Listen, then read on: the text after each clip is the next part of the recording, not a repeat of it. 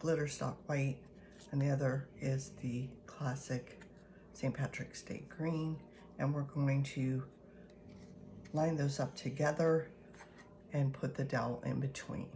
So the first thing you do is lay one of the wrong sides of the project down, and you're going to make a line of glue just down the center. You don't need to get the stem. And you're going to put that stick there, turn it around, and make sure it's lined up the way you want it to look on your dowel. And then you're going to do the same thing to the opposite side. You're going to match your clovers though. So this side is a little bit tricky, but I found it's best just to put the glue down the center, and then while the glue is hot, align the sides together of the clover. So we're going to do that. Kitty, I don't need your help right now. And so I'm going to flip it over and make sure that as much as possible that those are going to align together. This way, when you flip it, it's going to do that.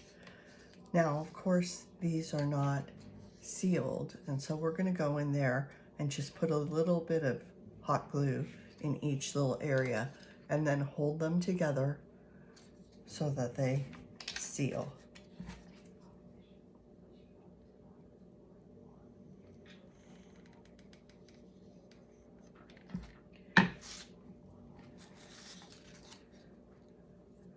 So I do this a section at a time. And then if any glue pops out, you just, when it's dry, you just peel it off or cut it off. And then continue on.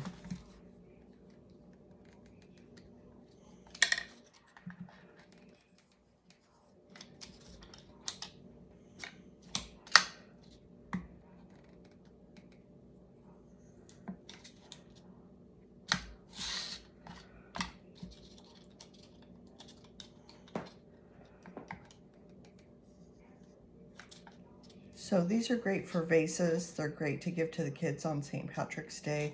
They're easy to stick in your planters if you want, for decorations. But you could use these for any kind of Easter decorations.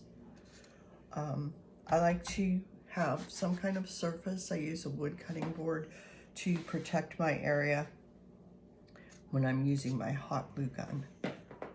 So there we have it. And now we're going to add the ribbons. So pick your favorite ribbon and make about 12 to 14 inches. So I get my sewing measuring tape and just mark with my finger about where I want to cut it. Take out my sewing scissors and cut it on the diagonal. And you're just going to slip that in.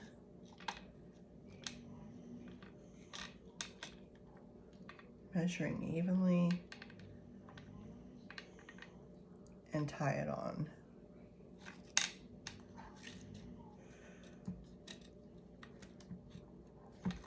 You can make a knot if you want, but I just tie it once because I'm going to slide that down and hot glue it.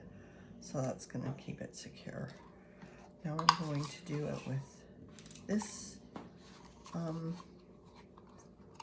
This is a Cinta Celebrate It ribbon. It's a little bit wider. It's 1.5 inch. So the other one was really a tiny one. So again, I'm gonna measure that 14 inches and cut it on the diagonal.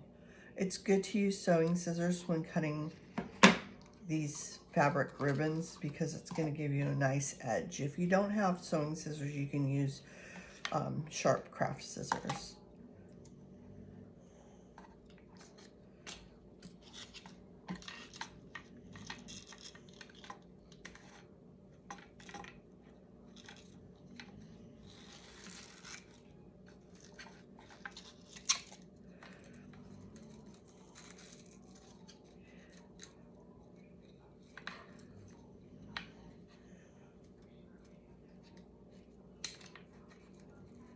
Do it below the stems. And what you're going to do is then take a piece of hot glue and stick it right underneath just the bottom of the stem, like that. And you're going to shove that ribbon into the hot glue. And that's what's going to hold it together.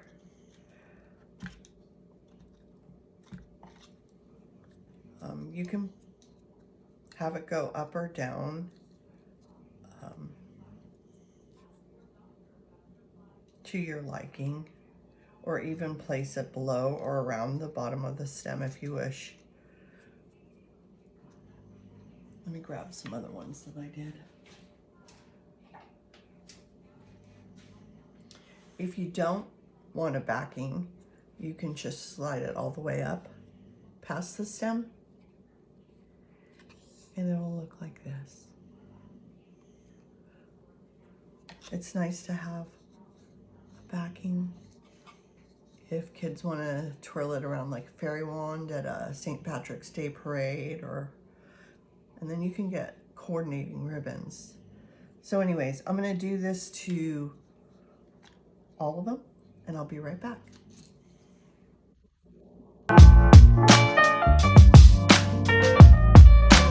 As time goes by.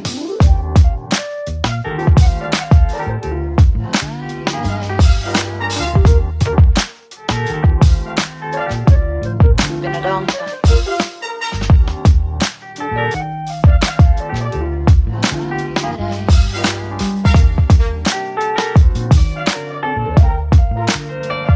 Some of the old songs.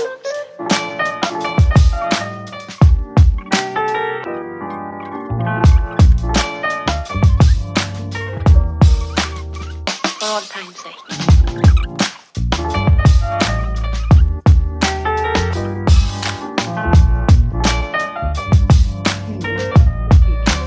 As time goes by.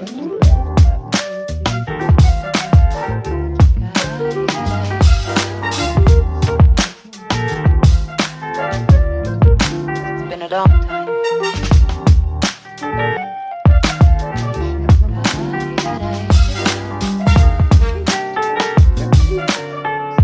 For all time's sake. I don't know what you mean, Miss Elsa. You like that, don't you? The nice thing about this glitter too is it doesn't come off the paper.